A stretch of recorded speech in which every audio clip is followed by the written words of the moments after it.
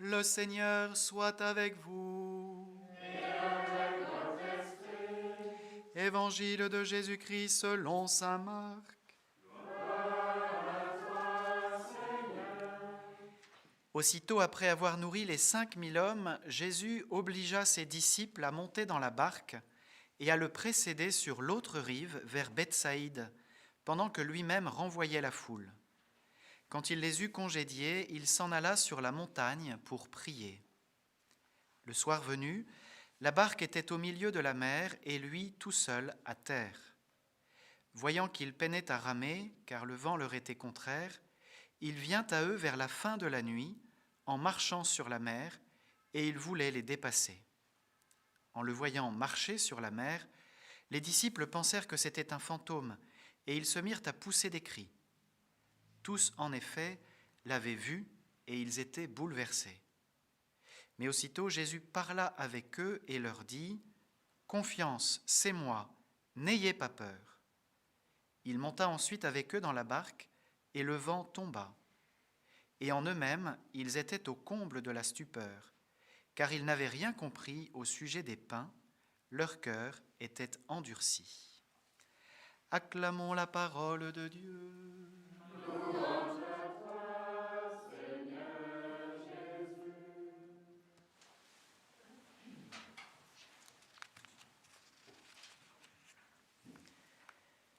Le temps liturgique de Noël nous fait faire des sauts dans l'espace-temps.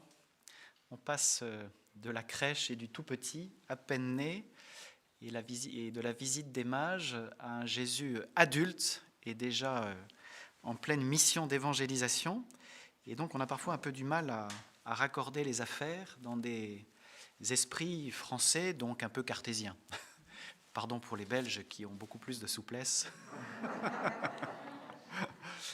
Toutes les nations sont présentes à la crèche. Et donc, comment compiler, comment articuler ces différentes pages d'évangile, toutes celles que nous avons entendues pendant l'octave de Noël et celles que nous accueillons depuis le début de cette semaine après l'Épiphanie. Eh bien, en fait, l'axe, le pivot qui les relie entre elles, l'axe principal, c'est toujours le même, c'est celui de la manifestation de Dieu aux hommes. Voilà, Dieu, personne ne l'a jamais vu, dit saint Jean. Et il n'a pas tort. Personne n'a pu voir Dieu face à face et nous décrire comment il est. Mais Dieu est venu pour se faire connaître aux hommes.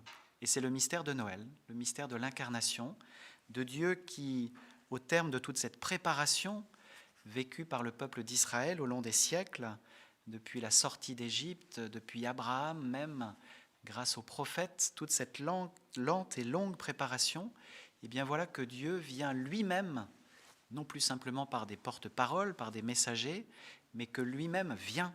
Ah, si tu déchirais les cieux et si tu descendais, disait le prophète Isaïe au chapitre 63, vous pourrez aller vérifier. Il y avait déjà cette prière plusieurs siècles avant Jésus, ce désir du peuple de Dieu de voir Dieu, que Dieu enfin se montre, qu'il n'envoie pas simplement des témoins, des porte-paroles, mais qu'il vienne en personne. Et bien voilà, cette réalité est advenue en Jésus, et donc Dieu se manifeste à travers ce nouveau-né, vénéré par des bergers, visité et adoré par des mages venus d'Orient, qui ont été compilés avec les rois du psaume que nous venons d'entendre, et qui sont devenus donc les rois mages, vous voyez, qui représentent toute cette recherche, cette quête des nations, des différentes cultures, des différentes sagesses, des philosophies, de la science elle-même, qui cherche à comprendre le cours des astres et le sens de la vie humaine. Et bien voilà que tout converge finalement vers cette crèche, et celui qui est dans la crèche, tout petit, tout fragile, veillé par Marie et Saint Joseph, et bien une fois qu'il a grandi, va continuer cette même mission de manifester, de montrer, de révéler Dieu aux hommes. Voilà l'épiphanie, c'est la manifestation de Dieu aux nations, à toutes les cultures, à toutes les époques, et donc à chacun de nous et à tous ceux de nos contemporains. Alors aujourd'hui, nous avons donc cette page d'évangile qui fait suite assez logiquement à celle d'hier, qui était la multiplication des pains. Donc Jésus manifeste, on pourrait dire déjà, son identité messianique et divine en nourrissant la foule, comme Moïse l'avait nourri autrefois au désert. Et voilà qu'aujourd'hui, eh bien, il va se manifester en marchant sur la mer. Et alors je retiens juste pour notre méditation d'aujourd'hui cette petite finale de l'Évangile. Leur cœur était endurci. Ils n'avaient rien compris au sujet des pains. Voyez ? Alors la question qui nous est posée, c'est finalement quel est l'état de notre cœur aujourd'hui, hein ? Est-ce qu'il est endurci ou pas ? Alors si Dieu s'est fait petit enfant en Jésus, c'est sans doute pour attendrir notre cœur. Vous voyez, il n'y a rien de tel que de voir l'attitude des adultes devant un tout petit. Hein. Ça ne frise pas la régression, mais dans le langage, parfois, il y a des choses étonnantes. Vous voyez, donc les enfants nous simplifient, ils nous attendrissent, ils nous détendent. Voilà, parce que comme adulte, on doit être sérieux, n'est-ce pas ? On doit être fort, on doit faire face. Et effectivement, on a pas mal de soucis à porter, on le sait bien, surtout dans notre période compliquée. Donc, soyons adultes, hein, ne régressons pas. Mais le royaume de Dieu appartient aux enfants et à ceux qui leur ressemblent. Donc, il y a à recevoir de l'enfant Jésus, vous voyez, cette confiance, cette simplicité, cette tendresse aussi de l'enfant. Et Jésus, devenu adulte, n'a rien perdu hein, de cette simplicité, de cette confiance, de cette tendresse. Il va continuer à appeler à la confiance. Confiance, c'est moi, n'ayez pas peur. Vous n'aviez pas peur de moi quand j'étais tout petit dans la crèche.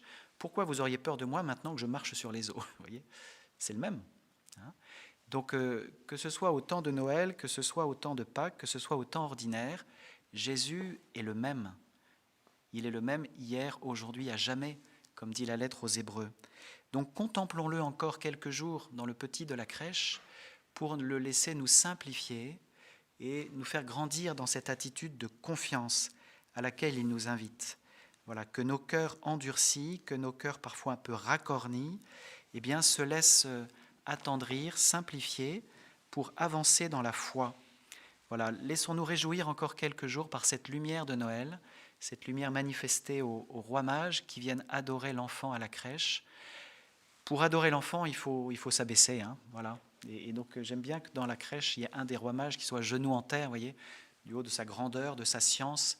Eh bien, il met un genou à terre devant un tout petit, devant plus petit que lui, parce qu'il y reconnaît la grandeur de Dieu qui se donne dans la petitesse et la faiblesse. Eh bien, nous-mêmes, laissons-nous abaisser, simplifier encore une fois par ce petit enfant. Accueillons sa lumière pour nous réjouir et pour la partager. Amen.